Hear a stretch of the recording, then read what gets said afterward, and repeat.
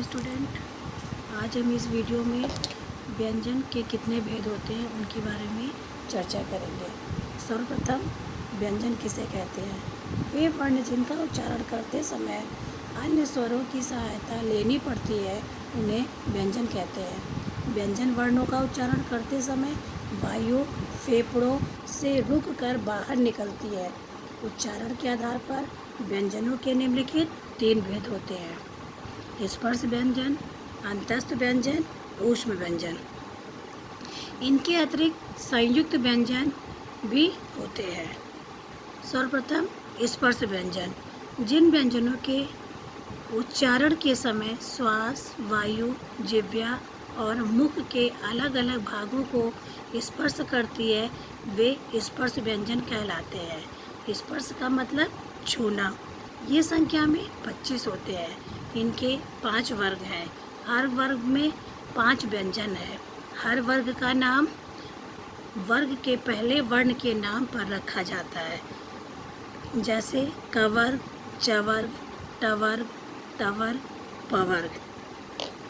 अंतस्थ व्यंजन, अंत, मध्य, बीच, अस्थ स्थित। इन व्यंजनों का उच्चारण स्वर तथा व्यंजन के मध्य का सा होता है। ये स्वर और व्यंजन के बीच स्थित है।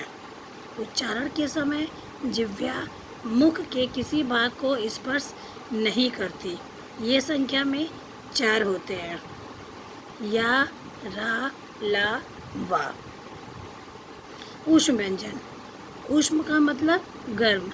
इन व्यंजनों के उच्चारण के समय वायु मुख से रगड़ खाकर ऊष्मा पैदा करती है, यानी गर्माहट।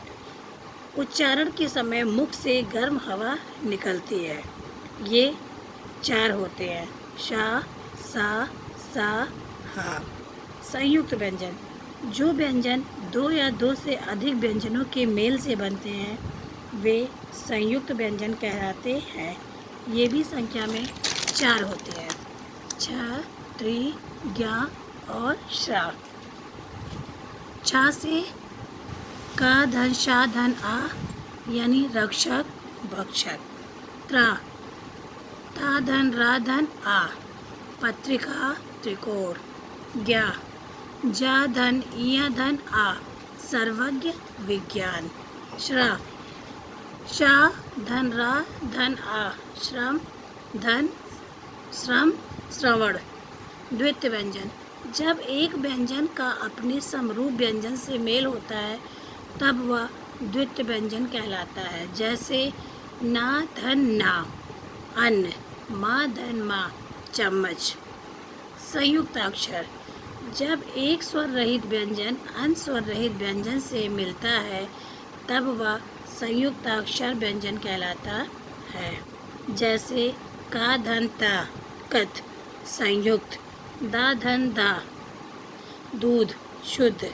वर्ण विच्छेद, विच्छेद का अर्थ है अलग करना। शब्द के वर्णों को अलग अलग करके लिखना वर्ण विच्छेद कहलाता है। वर्ण विच्छेद करते समय स्वरों को मूल रूप में लिखा जाता है तथा व्यंजन के नीचे हलंत लगाना आवश्यक होता है, जैसे राजा। रा धन बड़ा, धन जा धन बड़ा, यानी राजा। बच्चों, आपको अगर इसमें कोई दिक्कत होगी तो आप हमसे पुनः पूछ सकते हैं। धन्यवाद।